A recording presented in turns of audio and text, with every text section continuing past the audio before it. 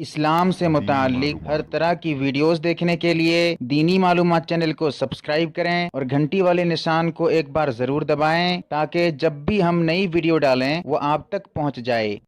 بسم اللہ الرحمن الرحیم۔ قربانی سے پہلے بال اور ناخن وغیرہ کاٹتے نہیں ہیں، بعض حضرات منع کرتے ہیں، کہتے ہیں کہ اگر کاٹو گے تو قربانی نہیں ہوگی وغیرہ وغیرہ، بہت ساری باتیں ہیں۔ یہاں پر میں مکمل تفصیل کے ساتھ مسئلہ بتاؤں گا انشاءاللہ، ایک ایک جز پہ نظر ڈالتا جاؤں گا۔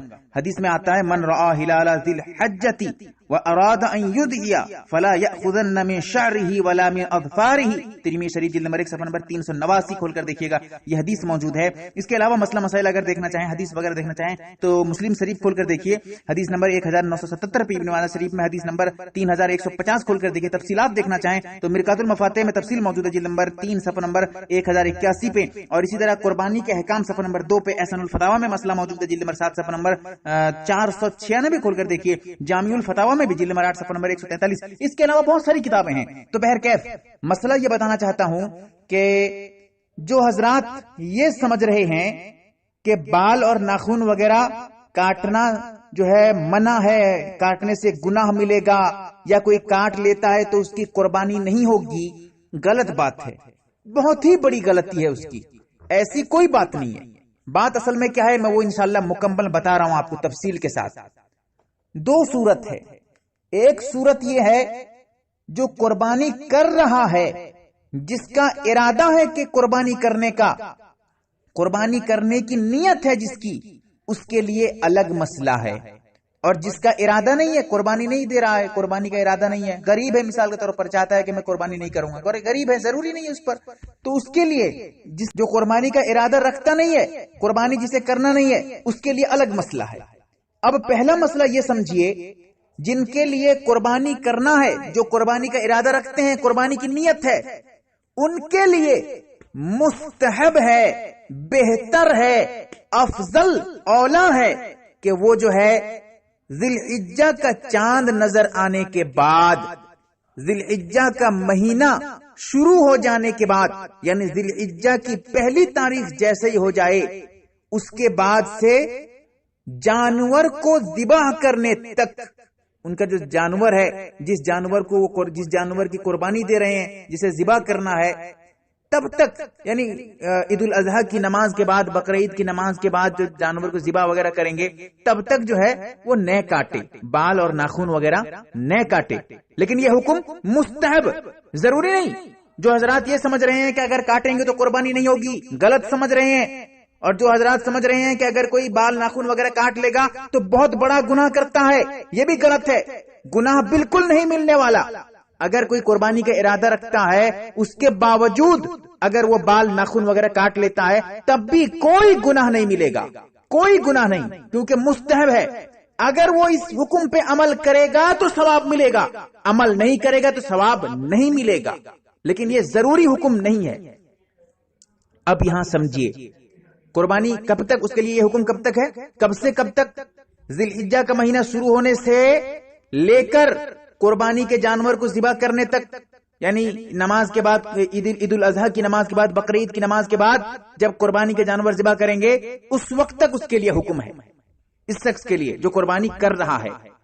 اب جو قربانی نہیں کر رہے ہیں ان کے لیے یہ حکم ہے ہی نہیں، وہ اگر چاہیں گے تو جب چاہیں گے ناخن بال وغیرہ کاٹ سکتے ہیں، کوئی حرج نہیں ہے، جب چاہیں گے، ان کے لیے یہ حکم ہے ہی نہیں کہ وہ جو ہے بال ناخن وغیرہ نہ کاٹیں۔ یہ حکم جو ہے صرف ان لوگوں کے لیے ہے جن کا قربانی کا ارادہ ہے، جو قربانی دے رہے ہیں، اور جو قربانی نہیں دے رہے ہیں ان کے لیے یہ حکم ہے ہی نہیں۔ ان کے لیے کوئی ایسی حدیث نہیں ہے کہ حدیث میں آیا ہو کہ اگر تم قربانی نہیں دے رہے ہو تو تم جو ہے۔ اچھا، بعض حضرات، ایک مسئلہ یہاں، ایک بات یاد آ رہی ہے، کچھ حضرات یہ سمجھ رہے ہیں جو قربانی حدیث پیش کر رہے ہیں، گڑی ہوئی حدیث، گڑ کے اپنی مرضی سے، اپنے دل سے حدیث پیش کر دیتے ہیں کہ جو حضرات جو ہے قربانی نہیں کر رہے ہیں، اگر وہ ان ایام میں بال اور ناخن وغیرہ نہیں کاٹیں گے تو اس کے بدلے میں اللہ تعالیٰ ان کو قربانی دینے کا ثواب دے دے گا۔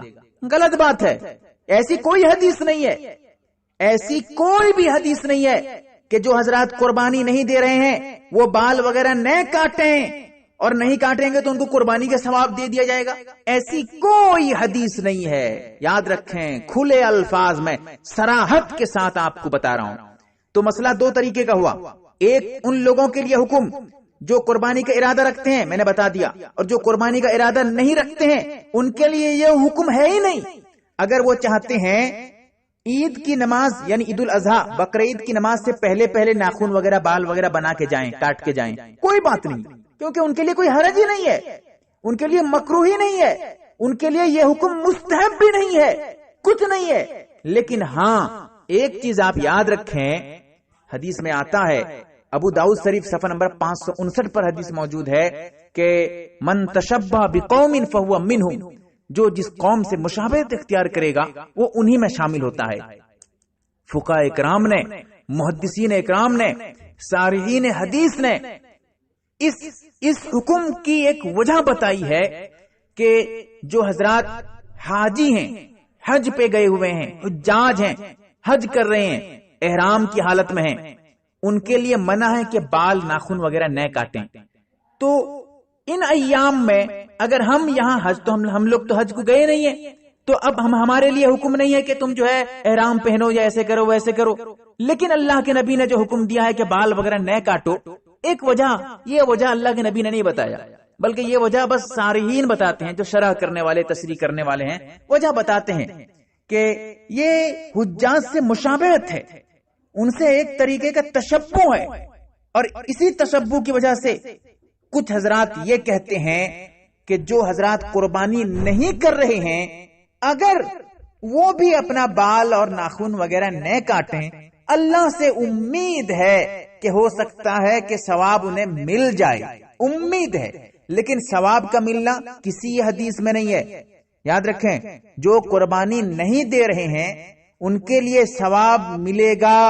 اگر وہ بال ناخن وغیرہ نہیں کاٹیں گے ان 10 دنوں میں، انہیں ثواب ملے گا، ان کو نیکیاں ملیں گی. ایسی کوئی حدیث نہیں، اور اس کے بارے میں کوئی گارنٹی بھی نہیں ہے کہ ثواب ملے گا. لیکن ہاں ان کے متعلق جو قربانی کر رہے ہیں، جن کا ارادہ قربانی کا ہے، ان کے متعلق حدیث موجود ہے. لہذا دو طریقے کا حکم ہوا. اب یہاں پر یہ سمجھیے، بال، زیر ناف کے بال اور ناخن 40 دن کے اندر کاٹنا ضروری ہے. زیر ناف کے بال اور ناخن کو 40 دن کے اندر کاٹنا ضروری ہے.